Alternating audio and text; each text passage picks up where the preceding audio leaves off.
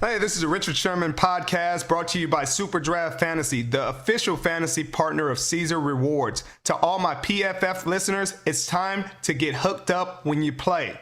Get a $10 bonus when you deposit 10 by using the code PFF at registration. Just download SuperDraft and start playing games like Super 15.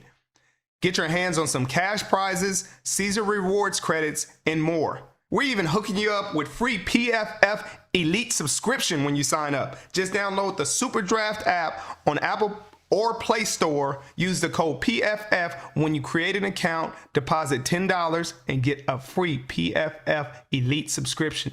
The offer is only eligible for new accounts. SuperDraft paid fantasy contests are available in 34 states. Must be 18 or older to play. Paid contests in most states. Visit superdraft.io for all eligibility restrictions. Well, I'm the best corner in the game. Don't you ever talk about me. Picked off. It is Richard Sherman. It's picked off by Sherman. Now, buckle up. Here he goes. And it is intercepted by Richard Sherman. Broken up. Picked off. This game is over. All right, welcome to the Richard Sherman podcast. I'm here again with my guy, Mitch Eisenstein. Later on, we'll be joined by the best corner in the draft, Sauce Gardner. And man, with a name like Sauce, I can't wait to have a conversation. Gonna go over a little tape, talk the game, talk ball, try to help him get better. Rich, let's start right there. I mean, you just said he's the best corner in this draft, Sauce Gardner. I know you've been doing a little bit of research on him. What makes you think that, you know, he has what it takes to be that top dog in this draft? His tape. I mean, it's not the chain. It's not his grill. It's his tape. His tape looks fantastic. He's at the line of scrimmage. He varies his technique from time to time based off the receiver. They played in a scheme that isolated him a lot of times. You know, obviously they ran a little bit of 2, a little bit of 3, but when he had his opportunities, he rarely got targeted. I want to say he only had like 40 targets on the season or something crazy like that. He's a great tackler, shows a tremendous amount of effort, IQ. I'm excited to speak with him. That's awesome, man. Yeah, he's got that name too. He's got that sauce. So no doubt he could sneak into the top 5 of this draft. But Richard, we've had, you know, free agency, the legal tampering period has officially started, which is pretty weird to legal tampering. But sweet, man. So we've got some deals starting to come through the pipelines. I want your thoughts on, you know, some of the things that have really stood out to you. You know, we saw J.C. Jackson get signed. I think the one that kind of took a lot of people by surprise, is the amount of money that wide receivers are getting paid right now.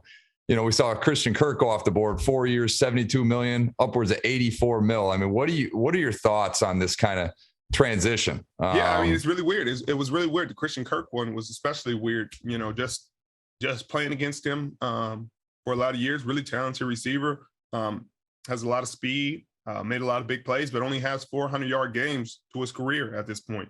And it was surprising. You know, you don't hit on anybody's money. You just question, you know, what the information is. And maybe they know something that everybody else doesn't. And he's going to go out there and have a 1,500-yard season and be one of the best receivers in the league. But it just hasn't manifested itself yet.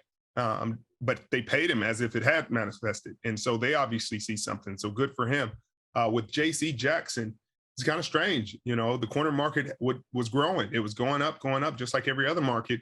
And Jalen Ramsey had set the bar over $20 million at this point.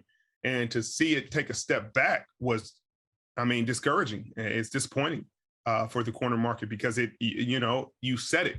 And JC said it, and I'm not sure what his other offers were and what the conversations were, but I would have expected him to at least get 18, 19 million. And so that kind of set where Carlton Davis had to go at that point and set where everybody else had to go because everybody else had to go below him. He was the all-pro, the Pro Bowler, you know, a guy who was the number 1 free agent coming in. And for him not to get the number 1 free agent money is disappointing, you know, but he got paid and he got life-changing money. Do you think that's more on the agent, or do you think that's just what the market's bearing at this point? I don't know. I wish I could be in the conversations, but if a player agent had done that deal on his own, people would be slandering. You don't see him getting slandered on PFF. You don't see, I mean, in Pro Football Talk, you don't see him getting slandered as he should be getting slandered. That agent should be getting slandered because you have a client who has 17 picks in the last 2 years and finally got to free agency. He's not 30. He's not 29. He's a young guy, still veteran, but still relatively young guy, and should have topped Jalen Ramsey in his deal, especially with the salary cap increasing in the way it has. The salary cap is at its highest at 208.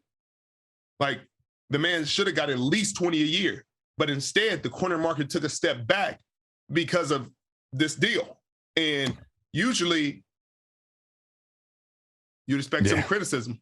You certainly do. And I mean, we had our good friend Darius Big Play Slay even take to Twitter and say, man, I got to start running routes. This money's getting ridiculous on the wide receiver side. So, with that being said, kudos to Christian Kirk and his agent. I mean, holy cow, man. Like, right. you got to tip your cap, whether he deserves that amount of money or not. Like you said, you're not going to question anyone else's money. And you had a receiver who got over the top cornerback in this free agent, over the top cornerback.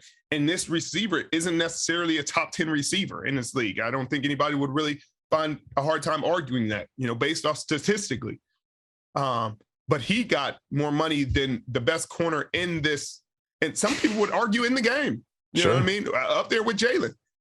And to have that gap between Jalen and him, and I'm sure Jalen wanted him to get paid in that way, because everybody just ups the bar. Everybody that gets paid just ups the bar. So if this receiver got that, that's why they're laughing. Tyreek Hill is laughing, because now he can't go anywhere below this guy. He shouldn't. He's not going to sniff anywhere below. And I mean, you look at Devontae Adams. Now he's saying he's not going to play for the franchise tag, which I wouldn't either if I were him. I mean, here's a guy in the absolute prime of his career that's seeing guys that, can't even be held in the same sentence as him getting paid ridiculous amounts of money. I mean, you got to figure Devontae's thinking high 20s at this point with this amount of money being thrown around. No question. And with the way the cap is going up and the way it's expected to jump again, he's right. He's right. And he shouldn't play for that kind of money. It's just disappointing. You see, you hear DeMarcus Lawrence's agent, making a big deal of, man, I got the first fully guaranteed defensive contract. Contract for a defensive player in however many years.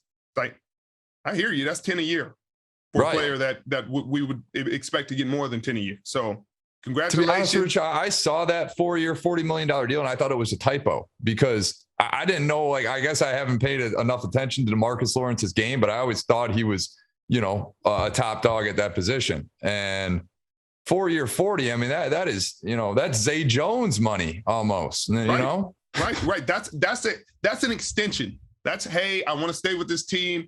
I don't expect to go anywhere. That's not when you hit free agency. When you hit free agency, you expect to hit the bank.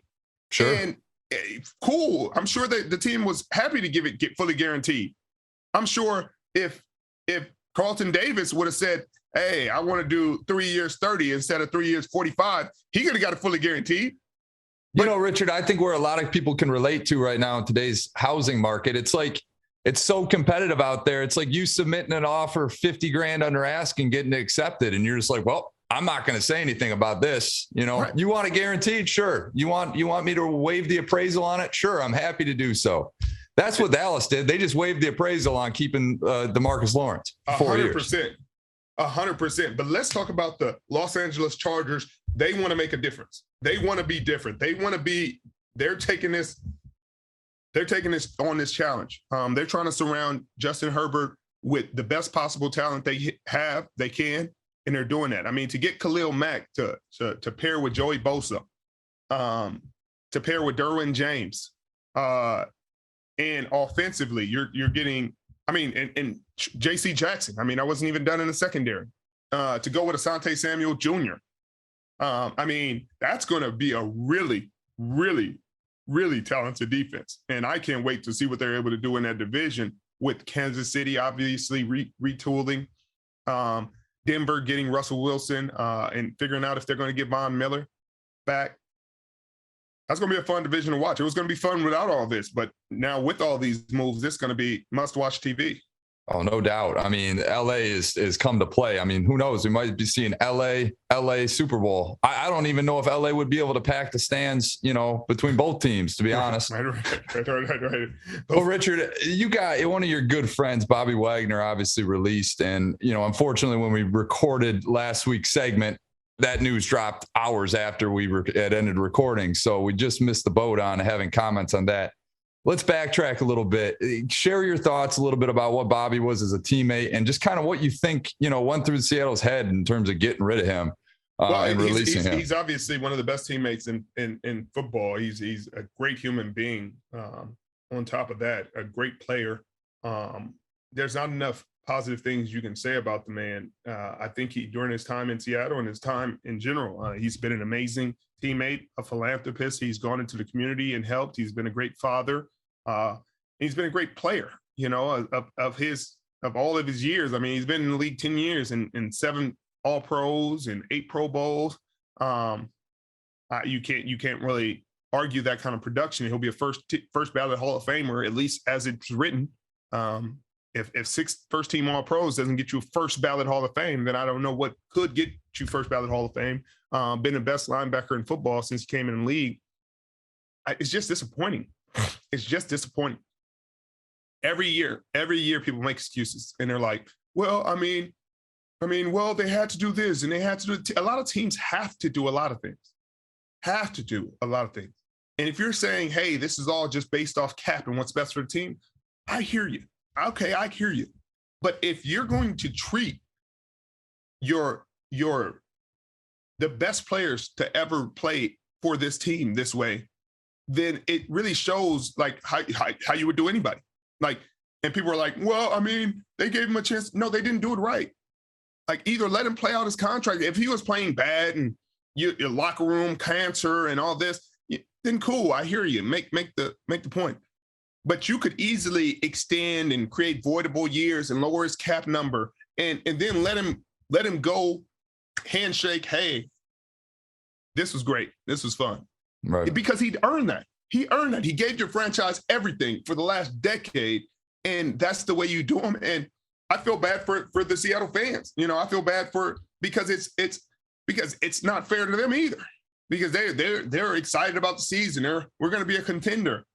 And you trade away the quarterback and you say, okay, well, maybe they have a plan here. They have a plan to get another quarterback or to draft or, to reset. Everybody can feel that kind of dissension developing. Okay. But with Bobby, you're saying like, hey, you didn't even have a conversation with him.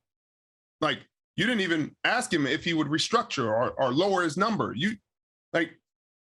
What are we doing? What are we doing? He's not playing bad. And if you're saying, hey, we're going in a different direction, what direction is it that Bobby Wagner couldn't fit in? And so I don't really understand the move. And it's just disappointing because you see so many great franchises do right by their legendary players, do right by them, even to their detriment, and you see what happened in Pittsburgh with Ben Roethlisberger or in New York with Eli Manning. Like, they give them the chance to go out on hey, this is probably a year too long, Ben, but we owe it to him. So, and it's not, and to that point, Rich, it's not like Bobby's production slipped, right? Still leading the team in tackles, yet another first team All-Pro. He's in peak physical condition always. That guy works harder than anyone. So it's not like you're dealing with somebody that has given up on the game, and is not motivated. He's internally motivated, and like you said, he's a legend, and he was the last, true piece of your guys' Super Bowl title. And now that's gone. And maybe it is a good thing for the Seattle fan base that they can finally have a factory reset, in their head and sit back and really appreciate, what you guys did and the Legion of Boom and what your guys' front seven really brought to the table during your championship run years. Because I don't want to speak for you by any means, but it's going to be a tough hill to climb back up. Right. Yeah. It took decades to reach that pinnacle. So, that being said, now Bobby's a free agent and the world is his oyster. And I'm sure every team with cap space or any team looking to create cap space wants him on their roster. Do you have any insight? Do you have any positions that you think that he would be a great fit for him? Yeah, we hear whispers. But I'm going to keep that close to the vest because he's keeping it close to the vest, and I'm going to let him give that information. So I don't want to spoil anything or start any rumors in regards to that. I'm going to let him control the conversation with this one. So see no evil, hear no evil. I've heard nothing. I've seen nothing. I can't wait to see where he goes. As true professionals say, man. Well, let's flip the script then. Let's move away from Bobby and talk about your teammate, Tom Brady.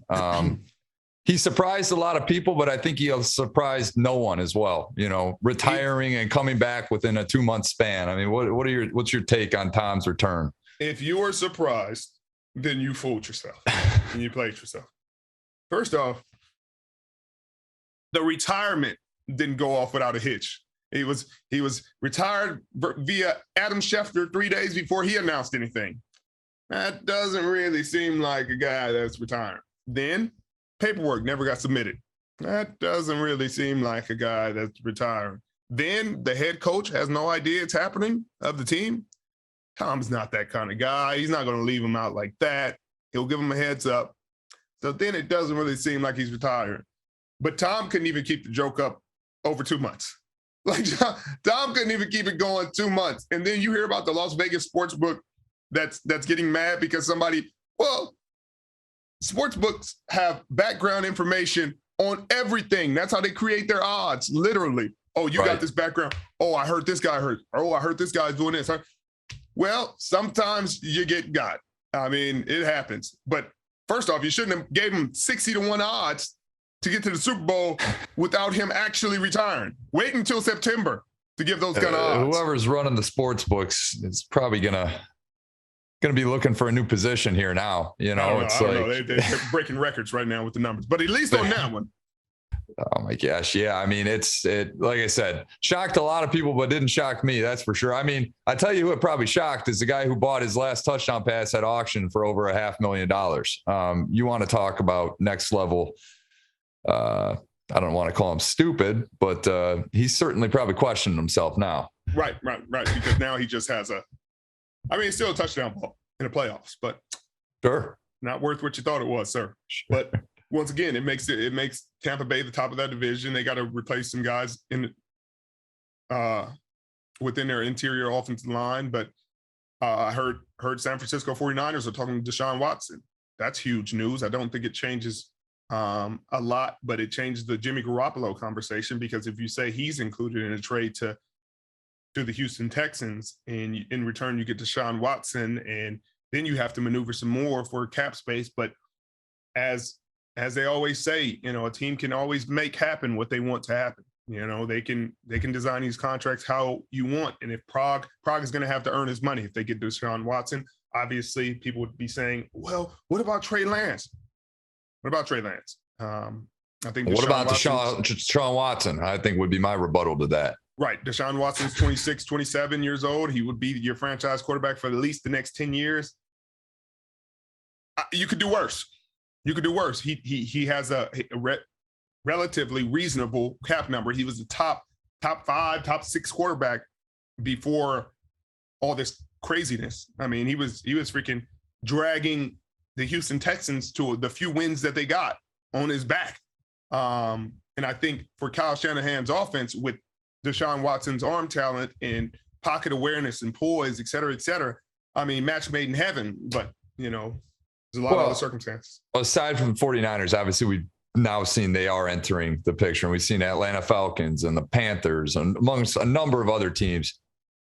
They've already said the price point is 3 first-round picks, a player, a couple extra picks as well. I mean, what team do you think is primed positioned right now to go get Deshaun and truly compete? Like, what is your perfect landing spot for Deshaun Watson? And let's stay away from the 49ers. The New Orleans Saints. There's no question. There's no question about it. That Carolina Panthers aren't as close as the New Orleans Saints. The New Orleans Saints had a top 2 defense last year and didn't make the playoffs. Like, how frustrating is that? I mean, they were out there mauling on defense and then at times couldn't even get a touchdown. And so with that defense playing the way they have, And if they continue, with the talent they have, obviously they're losing some pieces as well. You pair that with the offense with Deshaun Watson, and then you bring Michael Thomas back, who won an Offensive Player of the Year for a reason. I think they become a very, very viable championship contender in the NFC, and it's going to be between they beat Tampa Bay. That was there both games. They beat us both games with guys at quarterback that you did not expect to win those games. And so to put Deshaun Watson under center in those situations makes those games even more difficult. I think that's the perfect landing spot for him to have the greatest amount of success. I think it's a cool city. I think Carolina wants him because, Clemson, Carolina, it's a perfect spot. Fan base would love it, and he's a good player. Well, Richard, we've got Sauce Gardner coming on next. I know you're excited for this next, draft series that we're going to be doing. So I'll let you sign us off, and then we'll welcome on Sauce next. Sounds good. I appreciate you, Mitchell. Can't wait to have this conversation with Sauce and see what he got to work with. Hey, this is a Richard Sherman podcast brought to you by SuperDraft Fantasy, the official fantasy partner of Caesar Rewards. To all my PFF listeners, it's time to get hooked up when you play. Get a $10 bonus when you deposit 10 by using the code PFF at registration. Just download SuperDraft and start playing games like Super 15. Get your hands on some cash prizes, Caesar Rewards credits, and more. We're even hooking you up with free PFF Elite subscription when you sign up. Just download the SuperDraft app on Apple or Play Store. Use the code PFF when you create an account, deposit $10, and get a free PFF Elite subscription. The offer is only eligible for new accounts. SuperDraft paid fantasy contests are available in 34 states. Must be 18 or older to play. Paid contests in most states. Visit superdraft.io for all eligibility restrictions. Well, it's that time of the day again, that time of the cast that we do the SuperDraft Super 15 contest. Obviously, it's the props this week and last week and the week before that. You know who took home the W last week. No need to explain. I know the game. This week, over or under again. The first one is Kevin Durant.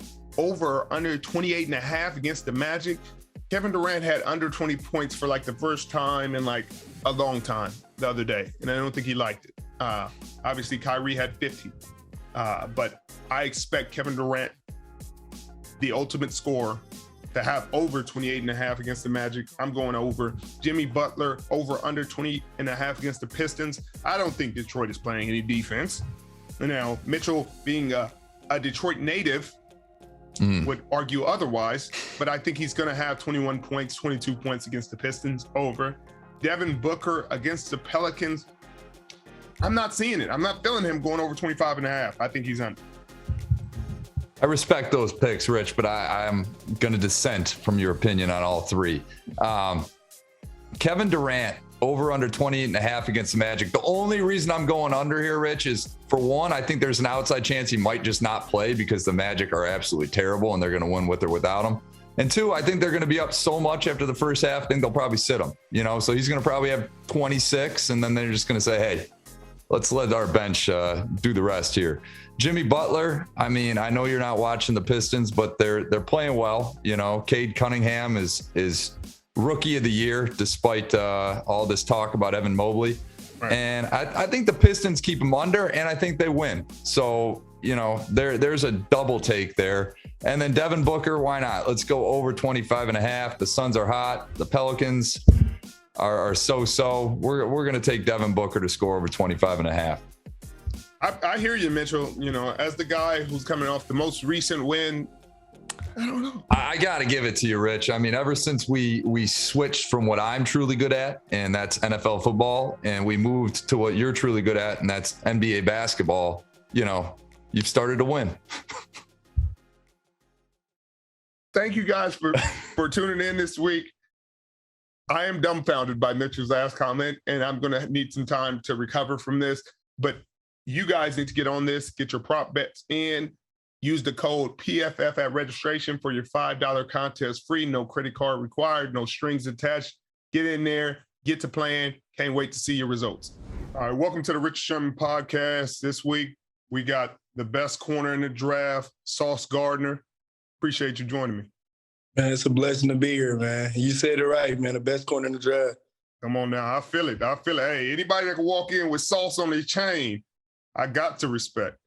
Yeah, you already know. Yes, sir. So what you feel like separates you? You know, obviously we're gonna go over some tape today if you're cool with that.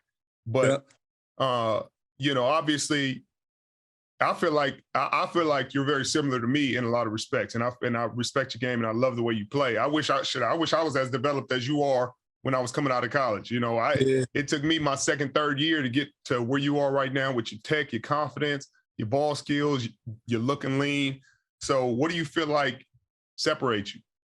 Man, my love for the game, man. I always said, man, I just enjoy everything about football. You know, the film study, you know, being on the field, being able to play with my brothers, you know what I'm saying? That's the main thing. The leadership that I bring, like you said, my technique, you know, I love, like, I make sure I work on my technique 24/7, you know, so I could just have an edge on the receivers and on my opponents in the future.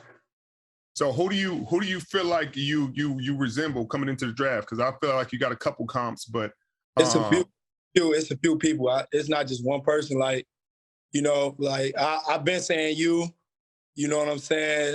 Jalen Ramsey, you know, Crow Marty, you know, those are the main three. You know, it's not just one person. You know, I study a lot of y'all, so you know, I take little bits and pieces out of each of y'all games. I do the same dang thing. I do the same exact thing. It took me. I got my off from Akeem. I could not play off for my life. I always side shuffle. So, you know what I mean? Butt to the sideline, side shuffle. Now, I could do that with the best of them. But when they condense you inside the numbers and it's just space and space, I had to watch a lot of lead tape and get that little shuffle out. And shoot, I done got 2-3 picks just playing his tech. But that's another way of you going to continue to do that is basically what I'm saying. As you get in the league, you got to continue to adapt and continue to adjust. And it'll make you great. Obviously, you didn't give up a tug in all 1,000 snaps you played in college. Like what you know, is that just a mindset thing? You know, or you know, obviously it's a few plays there, here and there where you know it's contested ball and you need one. But is that something you took pride in? I mean, you know, I always come in the game with confidence. You know, that I'm gonna dominate the receiver in front of me, no matter who it is. No, I never was coming in the game like, yeah, I'm about to make sure I don't allow a touchdown, you know, because at the end of the day, you know, I like playing with my brothers. You know, I'm a team player, you know what I'm saying? So I'm not really thinking about anything individually, you know, going into the game. You know, I just feel like that's what came with my preparation leading up to the week, leading up to the game, you know. That's just what came with it. You know, it's all God. You know, I feel like he blessed me with that, you know. One of my old coaches, they up there got a pick in the top 5. And they said you can go top 5, and it'd be a great scheme and a great fit for you. The New York Jets and Robert Saleh. Have you looked into that scheme? Have you met with them? What do you feel like going? You know what I mean? Do you want to be drafted by a defensive coach, or are you just like, hey, whoever picked me gonna get the best player in the draft? That's how I think about it. Whoever picked me gonna get the best version of me. You know, no matter where the team is, the record that the team had before I got there. You know, I'm gonna try to turn everything around. You know. That's just how I'm thinking. I don't have to come into no place where I'm like, yeah, you got to be all set out. You know, I'm going through the rebuilding process.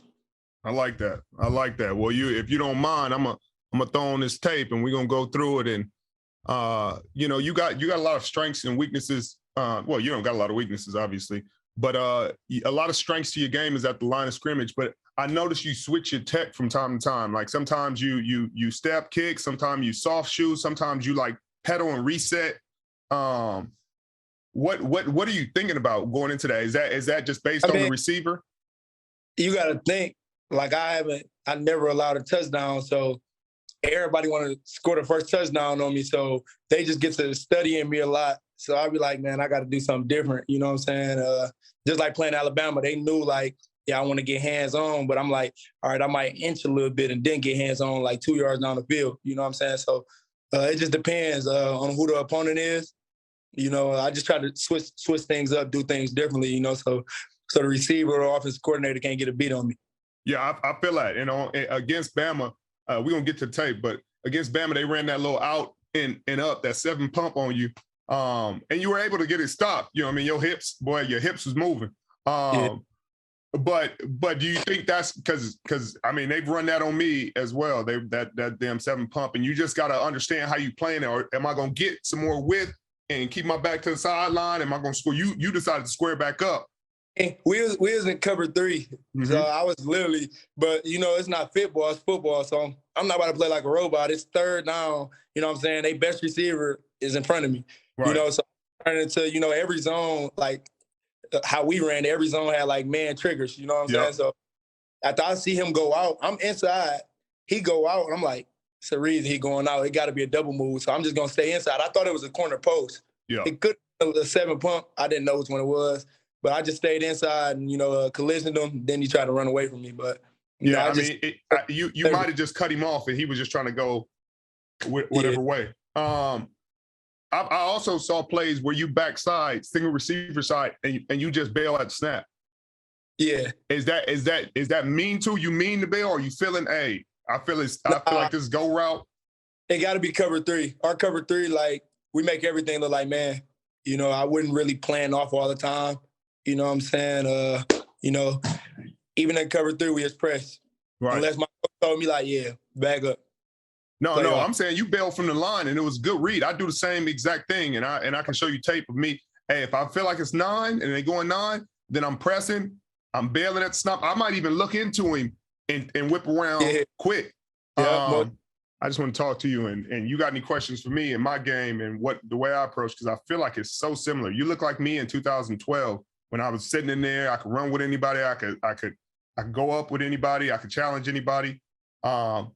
And my only thing, I know what you're saying when you say, hey, man, they know what I do well. Like, so they going against that.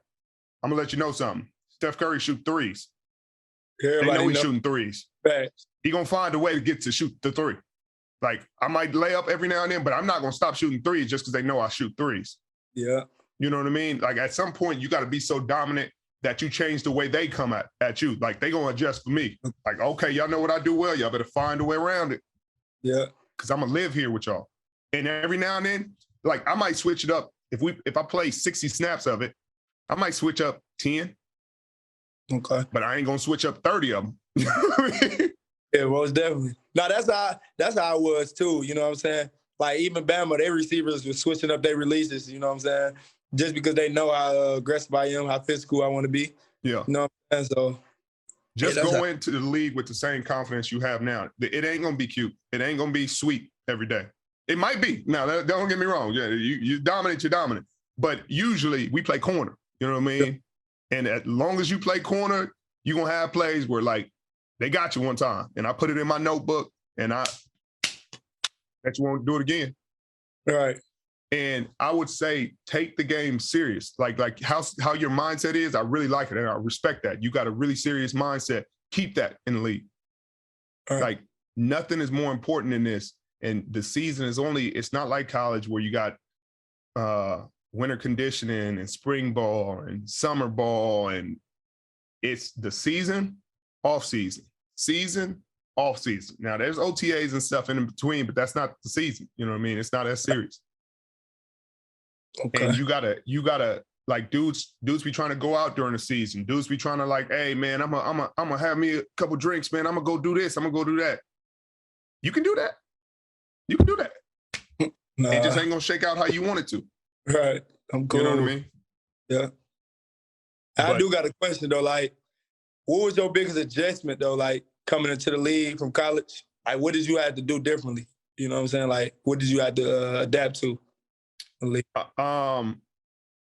Honestly, the league was easier than college for me because in college they did so much to try to force me to play a certain way. Like they were like, get low in your stance and like do this and I'm sitting there uncomfortable at the line and soon as they would move, I would rise up and get comfortable and then try to react. And when I got to the league, they were like, get in a comfortable stance that you could stand in for 2 hours. And I got in the stands, like my knees was a little bit bent, but like I ain't standing there for 2 hours. Like, if that's how you comfortable, that's how you play from now on. And so I think my biggest adjustment in the league was just fully trusting myself, like understanding, because I was a 5th round pick. I wasn't going top 5. So I was like, if I'm gonna get cut and you know what I mean? I'm gonna go out playing like I play. Like, I'm going to go out letting them hang every single day, and I'm going to work, and I'm going to grind, and I'm going to get better. And it worked out really well because every day I was challenging myself, and every day I felt like I was game planning my offense. All right. So just like you said, I watched tape on the opponent, and I'm like, man, I know what they do. You're going to play your offense all the training camp, all the OTAs, game planning, boys. Like, just like you knew your receivers at Cincy, and you knew your quarterback. Know your team. So when you get out there in mini camp and training camp, it's just the same.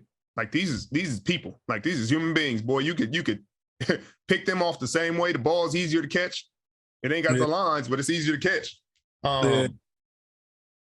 And just like, you got to have a practice tempo that matches your game tempo.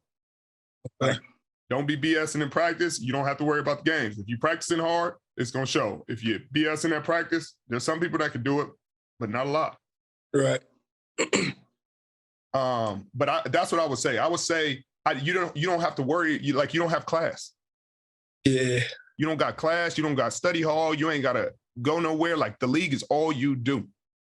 So you know how you be like, oh man, I got to get this paper out of the way, or I got to study for this test, or I got to do. Nah. It's just league. Okay. It's just you get out of work. You can really do whatever you want. If you don't want to study tape, don't. Just ain't gonna work out great. Right. But at the end of the day, how great you're gonna be is gonna be up to you. Okay. And that's what I got for you, man. I think you've done a great job putting yourself in the best position possible. I've enjoyed watching your tape. I've enjoyed your journey. What do you think made the difference for you coming up? Because, you know what I mean? I know it wasn't just all sweet for you. You talking about coming up, like, in life in general? Like, in general. Younger? I mean, I would probably say my circumstances. Yeah. You know what I'm saying? Being from Detroit. Yeah. You know, doing everything she can, you know, so I can have a roof over my head, food on the table, you know. So that's my main reason. You know what I'm saying? That's the main thing. Like, I'll say being on the bottom of the stick all the time, you know, being the smallest person. You know, I feel like God had blessed me with a growth spurt in high school because, man, I just posted a video on my Instagram story, and it's crazy, bro. I was always just saying, I'm going to do this, I'm going to do that. But ain't nobody believe me because I was so small and everything like that. So, you know, God has been blessing me, you know, to get in the position that I'm in today. What you going to do now? Like, what's going to motivate you now? Man, like, now your mama going to have a house. Now you going top 5. You ain't the underdog no more. They coming at your neck every week. What's going to motivate you now? Like I said, man, my love for football, it's not just my mom that is the reason I'm playing football, you know. Just my love for football, man. I grew up watching football, watching the greats, you know, watching you in the recent years, you know. I always wanted to be like the people I was watching, you know, be better than them. So, yeah, that's the main thing, man. It's just my love for the game. Yes, sir. What's your goals coming into your rookie year? I want to be a Pro Bowler. I want to be the best corner in the league as a rookie, you know. I like that. I would say that's my main thing, you know, just being the best cornerback in the league. Them boys was nice last year. I can't lie. Them boys came in very prepared. Pat Surtain, his tech as a rookie was unbelievable. That boy was standing in there with everybody, choking people out. His off was nice.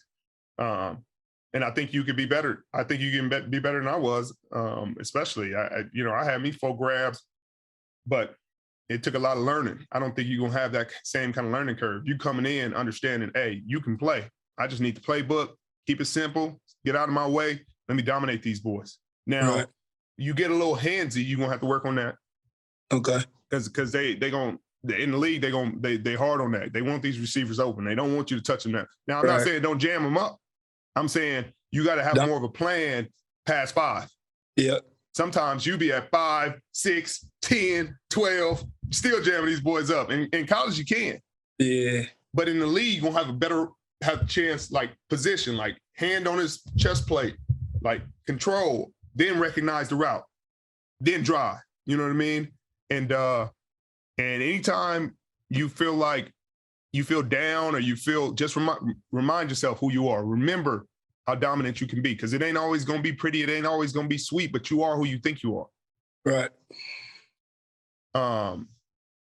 That's my 2 cents. I appreciate you coming on, man. I'm enjoying your journey, and I'm happy for your mama. She gonna get out. You gonna get her a house out in Detroit, or are you gonna move her where you at? It's up to her, man. I don't know yet.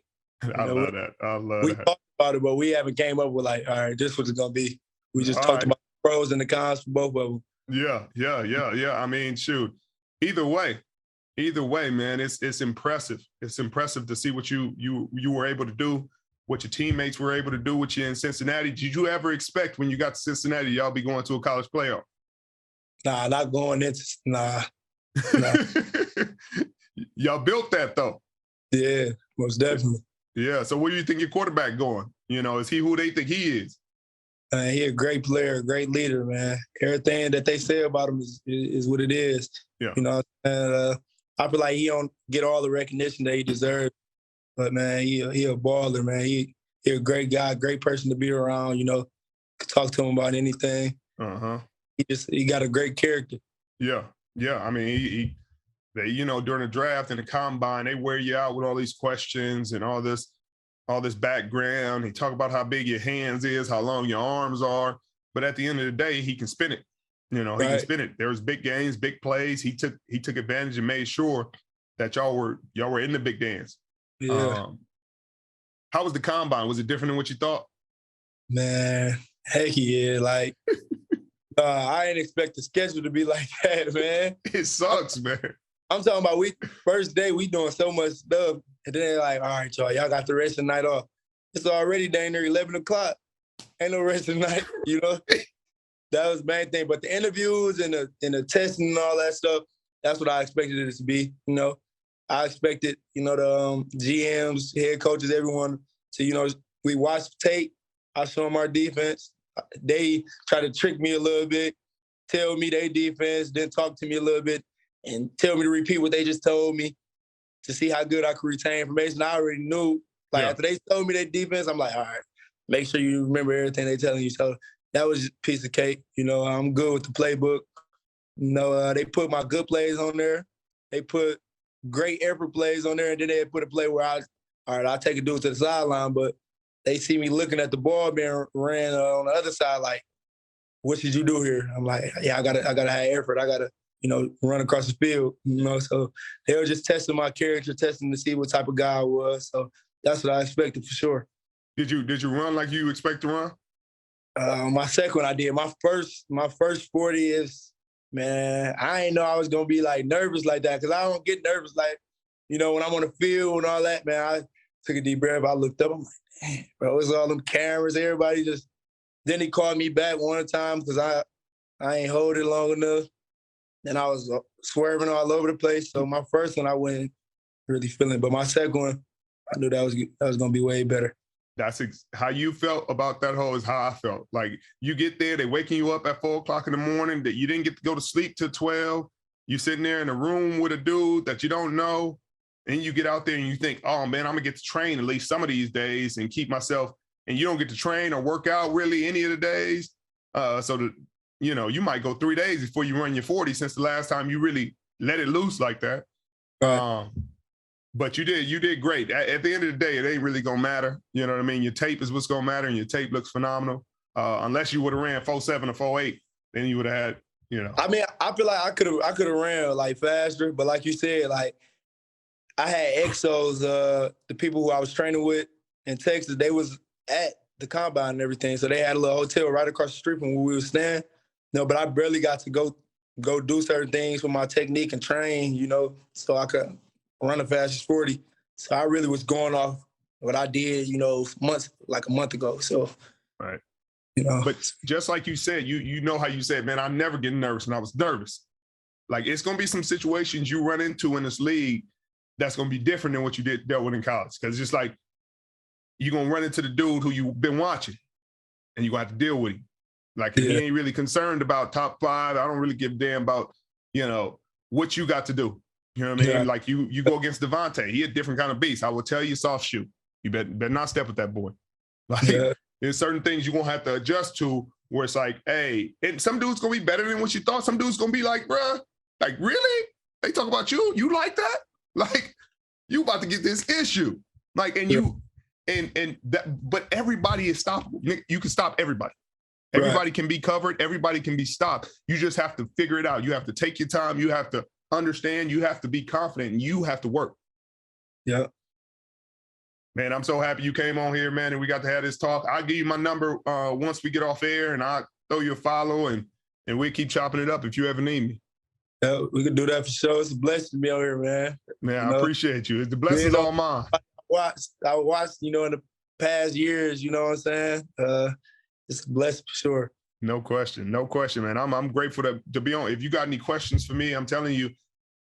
Another note I would say is keep a booklet, like taking notes. You know what I mean, when you're in meetings and all that.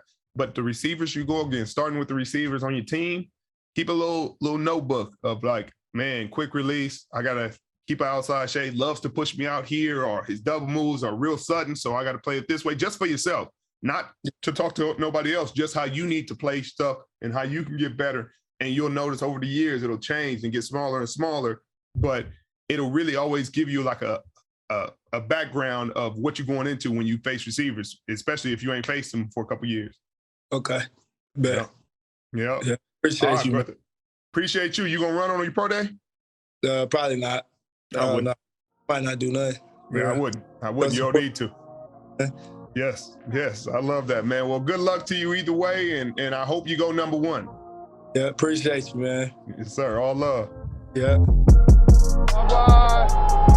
Bye-bye. Be the traffic.